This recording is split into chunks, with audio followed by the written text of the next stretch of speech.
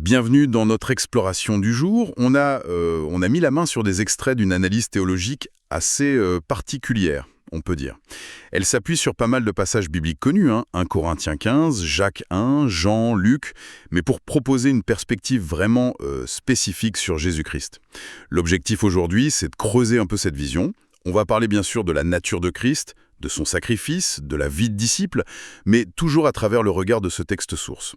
Et franchement, il y a un truc qui m'a tout de suite interpellé, c'est cette idée que Jésus, bon, il est divin, d'accord, mais qu'il aurait agi dans notre espace-temps un peu comme une créature. Le mot utilisé, c'est pidiomoul en coréen, et qu'il aurait même lutté contre les limites d'un corps maudit. C'est assez fort comme terme. C'est un peu ça qu'on va essayer de décortiquer ensemble.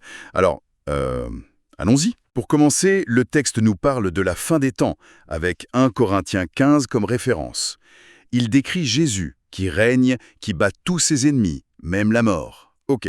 Mais ensuite, il y a ce moment, un peu surprenant. Il remet le royaume à Dieu le Père. Comment le texte explique cette hiérarchie finale? Oui, alors ça c'est vraiment un point central de leur lecture. La séquence est très claire pour eux. Christ soumet tout et ensuite, lui, il se soumet au Père pour que Dieu soit tout en tous. Mais là où ça devient original, c'est le pourquoi. Pourquoi le Fils se soumettrait après avoir gagné, si on veut. Et la source, elle dit ça directement à ce concept dont vous parliez. Jésus qui opère comme créature, pige au moule, mais attention, uniquement dans le cadre de l'espace-temps. Une fois cette mission dans notre dimension terminée, il rendrait son mandat, en quelque sorte, au Père. Ça marquerait la fin de ce rôle très spécifique qu'il a endossé. D'accord. Donc ce serait pas une diminution de sa divinité éternelle, mais plutôt l'aboutissement parfait de sa mission. Dans notre réalité à nous, la réalité créée. Exactement. C'est un peu comme si le texte nous disait attention, faut pas confondre le rôle que le Fils a pris dans l'histoire du salut, ici, dans l'espace-temps, avec ce qu'il est éternellement. Dans ce contexte précis, oui, il agit sous une forme limitée, une forme que le texte qualifie de créaturelle. La source, elle détaille même des étapes. Elle parle d'un royaume millénaire, Seanul-Seantang, nouveau ciel, nouvelle terre, puis d'un jugement du grand trône blanc, Bekbojoa de Sinpan. Mais l'idée force, c'est qu'après tout ça, Christ présente l'espace-temps fini, achevé, au Père. Et ça signe la fin de cette phase créaturelle qu'il avait volontairement acceptée. Le texte va même jusqu'à suggérer que pour la divinité éternelle, en dehors de cette parenthèse, notre espace-temps, ça n'a presque pas de sens, quoi. Hmm, cette idée d'une manifestation d'acréaturel volontaire, c'est assez vertigineux, c'est vrai. Mais alors, comment ils articulent ça avec le fait que Christ était sans péché face à la tentation? Il cite Jacques 1, qui dit bien que Dieu, lui, n'est pas tenté par le mal. Oui, et là, on touche un autre point, fascinant de cette lecture. Le texte est formel. Jésus ne pouvait pas pécher. Point. Même s'il a pris ce que la source appelle un corps maudit, Jeoyubaden Yukche, un corps humain avec ses désirs naturels, quoi. Le texte dit Yukche wi soyok, sa nature divine profonde, il est amour, dit le texte. Et le fait qu'il était constamment rempli de l'Esprit Saint, ça le rendait imperméable au péché. Les tentations de Satan, elles étaient bien réelles, mais elles n'avaient pas de prise sur sa volonté, qui était parfaitement alignée sur celle du Père. D'accord, mais alors, pourquoi insister autant sur une lutte intérieure? Le texte donne l'impression qu'il n'était pas juste impeccable passivement, mais qu'il a dû activement se battre, soumettre sa nature physique par la prière, par la souffrance. Ça semble presque contradictoire, non? C'est le paradoxe au cœur de cette interprétation, oui. La source suggère que cette lutte active, elle n'était pas seulement réelle, mais elle était nécessaire, indispensable même, à la structure de l'espace-temps tel que Dieu l'a pensé pour la rédemption. C'est un peu comme si, pour maintenir l'ordre créé face au péché, la présence de Christ dans ce corps maudit devait impliquer un effort constant, un effort de soumission volontaire de ce corps à l'esprit. Le texte va très loin. Il lie même la possibilité de la création et sa continuation à cet effort de Christ. C'est une affirmation très très forte sur le rôle cosmique de cette lutte intérieure en fait. Ah oui, quand même. Et ça redéfinit un peu la question de la grâce et des œuvres alors. Si même Christ a dû lutter comme ça, qu'est-ce que ça veut dire pour nous, les croyants? Le salut, ça reste par grâce, j'imagine. Ah oui, absolument. Sur ce point, le texte est très clair. Le salut, ça ne s'achète pas par nos efforts, par nos œuvres. Jamais. Sans le sacrifice de Christ, sans le don du Saint-Esprit, l'être humain n'aurait même pas la capacité ou même la volonté profonde de choisir Dieu ou de combattre le péché pour de vrai. Et c'est là qu'intervient la grâce, selon cette source. Elle n'élimine pas l'effort ou le choix, non, mais elle donne la capacité. Elle crée le contexte où la victoire devient possible. Dieu fournirait, par grâce, les moyens de lutter. Sa parole, son esprit, et même des épreuves calibrées, disons, le texte dit qu'il ne permet que ce qu'on peut supporter si on lutte de tout notre cœur. L'analogie qu'ils utilisent, c'est celle de l'air, du soleil, de l'eau. Dieu donne ça gratuitement pour qu'on vive physiquement. Mais c'est à nous de respirer, de sortir au soleil, de boire. La grâce à l'active, la possibilité de l'effort juste. Elle rend la victoire possible. Elle ne rend pas l'effort inutile. C'est une sorte de partenariat, si vous voulez. Dieu donne la force et le cadre, et l'humain doit s'engager dans la lutte. Intéressant cette vision de la grâce qui rend l'effort possible et juste. Cette importance de l'engagement intérieur, de l'intention, ça revient aussi quand la source fait la différence entre l'obéissance réelle et les simples œuvres, c'est ça? Avec les exemples de Caïn et Abel, ou Moïse et les pharisiens. Tout à fait. Le critère de distinction, d'après ce texte, c'est vraiment l'amour et l'alignement du cœur sur Dieu. Une action, même si extérieurement elle a l'air parfaite, conforme à la Zoa, tout ça, si elle est faite sans amour, sans une vraie volonté d'obéir à Dieu par confiance, par relation, eh bien ce n'est qu'une œuvre morte. Ça peut même servir l'orgueil ou l'idée qu'on peut se justifier soi-même. Donc le sacrifice d'Abel, il était accepté, pas juste pour l'agneau lui-même, mais pour ce qu'il y avait dans son cœur, la foi, l'obéissance par amour. Alors que Caïn, Caïn, il fait le geste extérieur, mais le cœur n'y est pas, ou il est mal disposé. Son offrande, du coup, c'est juste une œuvre, vide. Et pareil pour Moïse, comparé aux pharisiens. Moïse, lui, incarnait une obéissance qui venait d'une relation profonde, intime avec Dieu. Les pharisiens, que Jésus critique souvent, ils multipliaient les actes, l'observance des règles, mais souvent, d'après les évangiles, le cœur était ailleurs. L'amour pour Dieu, pour le prochain, était remplacé par le légalisme, l'apparence. C'est l'obéissance authentique qui donne vie à l'acte. Sans elle, l'acte reste stérile, quoi. Si on relie ça à l'ensemble, c'est toujours cette source intérieure, l'amour, qui est rendu possible par l'esprit, qui valide l'action aux yeux de Dieu, selon cette interprétation. D'accord. Et si on passe maintenant à Gethsémane et à la croix? C'est souvent vu comme le moment où Jésus a peur, humainement, de la souffrance physique. Mais la source, elle, propose une autre lecture de son agonie, n'est-ce pas? Oui, elle déplace un peu le curseur, si on peut dire. L'agonie principale, telle qu'elle est décrite ici, c'est pas tellement la peur de la douleur physique, ni même la peur d'être tenté au-delà de ses forces, puisqu'on a dit qu'il est affirmé qu'il ne pouvait pas pécher. Non, l'immense souffrance viendrait de l'anticipation de la séparation d'avec le Père. Le fait de devoir porter sur lui tous les péchés des hommes. Le texte donne des exemples très crus, meurtre, adultère, vol.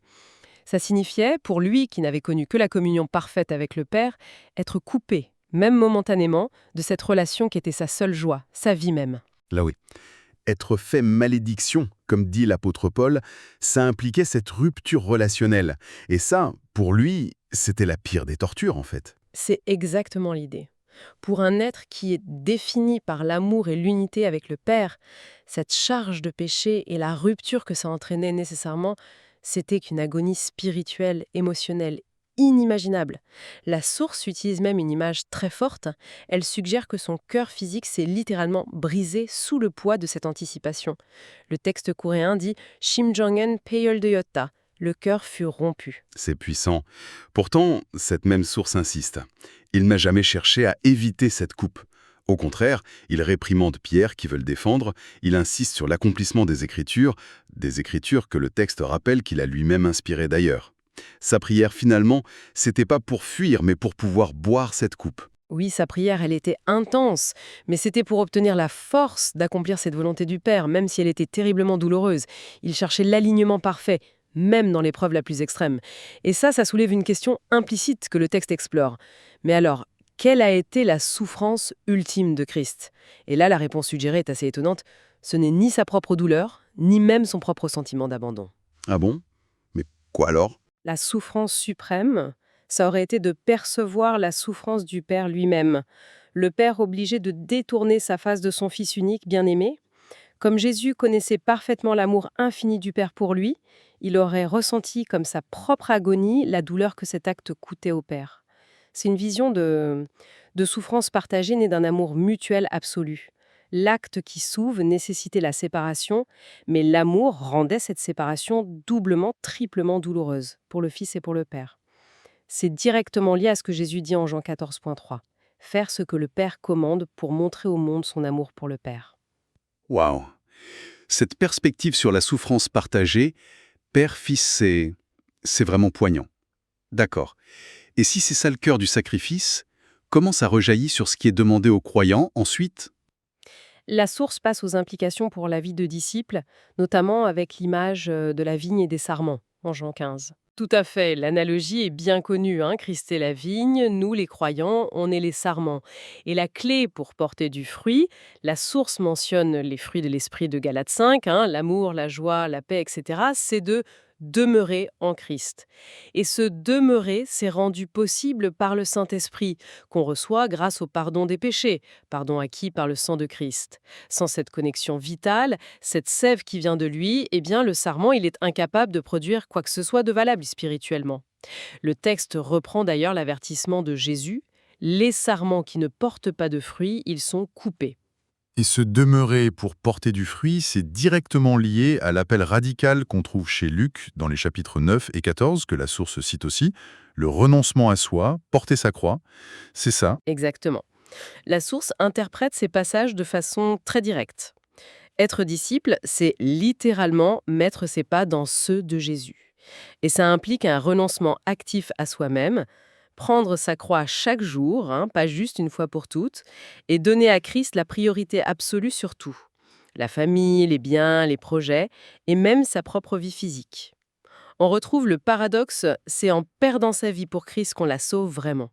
Refuser ce chemin, c'est devenir comme le sel qui a perdu sa saveur, dont parle Luc 14, inutile pour le royaume. C'est une exigence très élevée, quand même.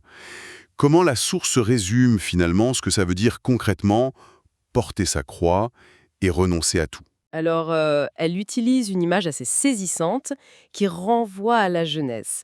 Pour elle, ça équivaut à vomir le fruit de l'arbre de la connaissance du bien et du mal. En coréen, seonakwarul toaneonda. Et le texte interprète ça comme l'acte de reconnaître et surtout d'intégrer profondément une vérité fondamentale sur notre condition de créature. C'est que rien, absolument rien, ne nous appartient en propre. Rien, même pas notre propre vie. D'accord, et d'après cette perspective, non. La créature, elle n'est pas la source de sa propre existence. Il n'y a que Dieu qui est auto-existant, qui existe par lui-même. Nous, on existe, on vit, on occupe du temps, de l'espace, on utilise des choses, mais tout ça, ça nous est confié, permis par le Créateur. On n'en est pas les propriétaires ultimes. Notre vie, notre temps, notre corps, nos talents, nos relations, nos biens matériels, tout appartient à Dieu.